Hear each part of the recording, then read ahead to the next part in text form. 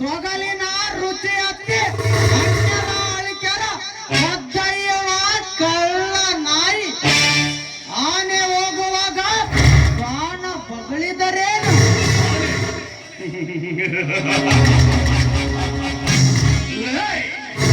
ನೀನು ಆನೆಯೂ ಅಲ್ಲ, ವಂಟಿಯೂ ಅಲ್ಲ. ಈ ಕಪಾಲಿಯ ಮುಂದೆ ಹರಕೆಯ ನರ ಕುರಿ ನೀನು. ಇದು ಹಸಿದರು ಹುಲ್ಲು ತಿನ್ನುವುದಿಲ್ಲ. ದುಡಿದು ಬದುಕುವ ಯೋಗ್ಯತೆ ಇಲ್ಲದಿದ್ದರೆ ವಿಷ ಕುಡಿದು ಸಾಯಬೇಕಿತ್ತು. ಇಂಥ ಬಾಳು ಸಾಗಿಸಲು ನಾಚಿಕೆಯಾಗಲಿಲ್ಲವೇ ನಿನ್ನ ಜನ್ಮಕ್ಕೆ? ರೂಪಶಿಯಾದ ತಂಗಿಯನ್ನು ಉಪಯೋಗಿಸಿಕೊಂಡು ಶ್ರೀಮಂತರನ್ನು ಬುಟ್ಟಿಯಲ್ಲಿ ಹಾಕಿಕೊಂಡು ಜೀವನ ನಡೆಸುವೆಯ? ತಲೆ ಹಿಡುಕನೆಂದು ನೀತಿಗೆಟ್ಟು ನುಡಿದರೆ ಇನ್ನಂತ ಬಂಡನ ರುಂಡ ಮುಂಡಗಳನ್ನು ಕೊಂಡರಿಸಿ ಬಿಡುವೆ. ಅಂತ ಕೀಳು ಮಟ್ಟ ವಂಶದಲ್ಲಿ ನಾವು ಹುಟ್ಟಿಲ್ಲ. ಕಂಡಿದ್ದೀರಿ ಮುಚ್ಚಲೇ ಬಾಯಿ. ದುಡಿದು ತಿನ್ನಲು ಹೀಗಾಗಿದರೆ ನಿನಗೆ ದಾಡಿ. ಹುಟ್ಟಿದ್ದವನಿಗೆ ಮಂಕು ಬೂದಿ ಕಳಿಸುವ ಕೋಡಿ ವಿದ್ಯೆಯಲ್ಲಿ ಪಳಗಿರುವಿರಿ.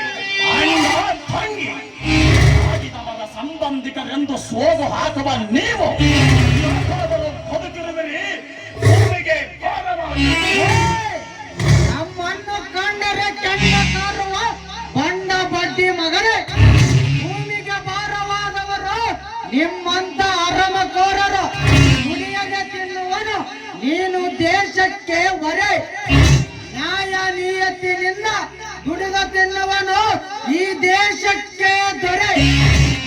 ನೋಡು, ನಾವು ಎಲ್ಲೇ ಇರಲಿ ಹೇಗೆ ಇರಲಿ ನಿನ್ನ ಬಾಡಿಗೆ ನೀನಿದ್ದರೆ ಸರಿ. ಆದರೆ ಏನೋ ನಮಗೆ ವೈರಿಯಾಗಿ ಸಮಾಜಕ್ಕೆ ಕಂಟಕಪ್ರಾಯನಾಗಿರುವ ಇನ್ನ ಸಂಧ್ಯೆ ಮುಗಿಸಿ ಚಿತಗೇರಿಸಿ ಬಿಡುವೆ. ಚಿತಗೇರಿಸುವೆಯ? ಚಿತಗೆ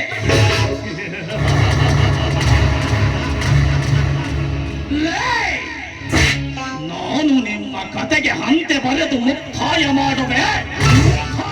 ಮುಕ್ತಾಯ ಮಾಡುವುದರ ಒಳಗೆ ಇನ್ನ ಅಂತ್ಯಕ್ರಿಯೆ ಮುಗಿದು ಹೋಗುವುದು. ಅನಾಥರಣವಾದ ಇನ್ನ ಹಸ್ತಗಳನ್ನು ಅಡಿಸಿ ಊರ ಒಳಗೆ ಬಿಟ್ಟು ಬರುವುದು. ಅಯ್ಯೋ ಪೆದ್ದ, ಭಕ್ತ ವೈರಿಗಳಾದ ನಿಮ್ಮನ್ನು ಭಕ್ತರಾಗಿ ಕೊಂದು ಹತ್ತು ಕಾಗೆ ನಾಯಿ ನರಿಗಳಿಗೆ ಹಬ್ಬದೂಟ ಮಾಡಿಸುವೆ.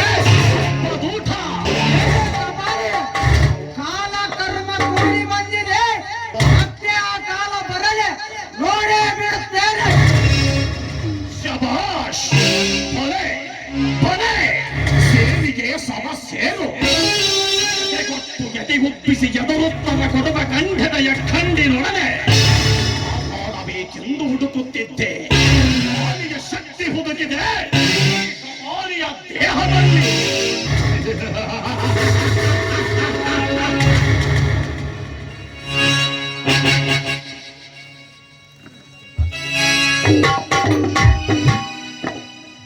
ಏನಪ್ಪ ಕಪಾಲಿ, ಏಕೆ ಹೆಜ್ಜೆ? ಆ ಪ್ರಕಾಶ ಯಾರು? ನೀನು ಯಾರು? ಏಕೆ ಇಷ್ಟೊಂದು ವೆಚ್ಚು? ಆ ಜ್ಯೋತಿ, ಈ ಪ್ರಕಾಶ್ ನನ್ನಕ್ಕನ ಮಕ್ಕಳು. ಪ್ರಕಾಶ್ ಜೀವನನಿಗೆ ಸ್ನೇಹಿತರು. ಜ್ಯೋತಿಯನ್ನು ನಾನು ಮದುವೆಯಾಗಬೇಕೆಂದು ಮಾಡಿದ್ದೆ. ನನ್ನ ಆಸೆ ನುಚ್ಚು ನೂರು ಮಾಡಿ ತಲ್ಲದೆ ಕೆನ್ನೆಗೆ ಪಡೆದ ಅವಮಾನ ಮಾಡಿದ ಈ ಪ್ರಕಾಶ್ ಈ ಊರಿಗೆ ಟ್ರಾನ್ಸ್ಫರ್ ಆಗಿ ಬಂದಿರುವ ಇನ್ಸ್ಪೆಕ್ಟರ್ ಪರ್ವತ್ ಕುಮಾರನಿಗೂ ನನಗೂ ಅಪೋಸಿಟ್. ಒಮ್ಮೆ ಜ್ಯೋತಿಯ ರೇಪ್ ಕೇಸಿನಲ್ಲಿ ನನ್ನನ್ನು ಅರೆಸ್ಟ್ ಮಾಡಿ ಜೈಲಿಗೆ ತಳ್ಳಿದ. ಜೈಲಿನಿಂದ ಹೊರಬರುವುದರೊಳಗೆ ಜೀವನ ಜ್ಯೋತಿಗೆ ಮುಗಿದು ಹೋಗಿತ್ತು. ಅರ್ಥವಾಯಿತು. ಇದು ಸೋದರ ಮಾವ ಸೋದರ ಅಳಿಯಂದಿರ ಕಥೆಯಂತೆ. ಇನ್ಸ್ಪೆಕ್ಟರ್ ಪರ್ವತ್ ಕುಮಾರನಿಗೂ ನಿನಗೂ ಏಕೆ ಅಷ್ಟೊಂದು ವಿರೋಧವಿತ್ತು? ವೃತ್ತಿ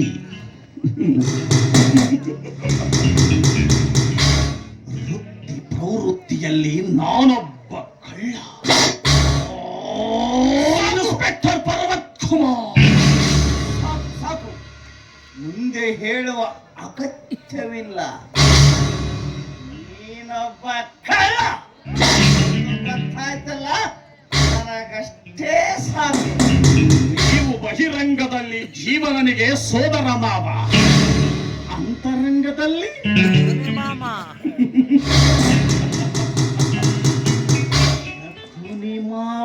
ಸಾಕು ಸಾಕು. ಮುಂದೆ ಹೇಳೋದು ಬೇಡ.